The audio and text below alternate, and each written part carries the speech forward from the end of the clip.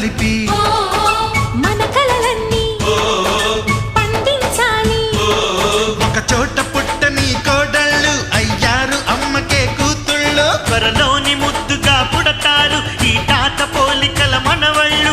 ఈ సంతోషాలు సరదాలే మా పండుగ.